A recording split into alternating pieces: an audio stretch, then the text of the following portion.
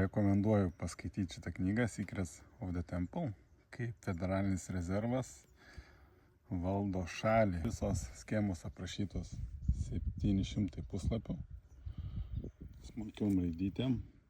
Jau pradėjau. Šitą knygą parašyta 88 metais. Įsivaizduojat? Kodėl tai yra svarbu?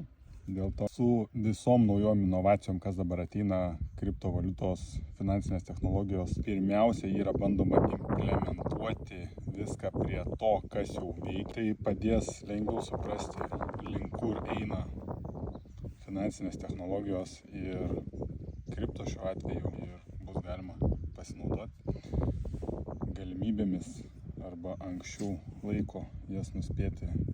Vėlgi pasinaudojimas. Informacija. Viskas yra apie informacijos valdymą. Skirkit laiko, domėkitės.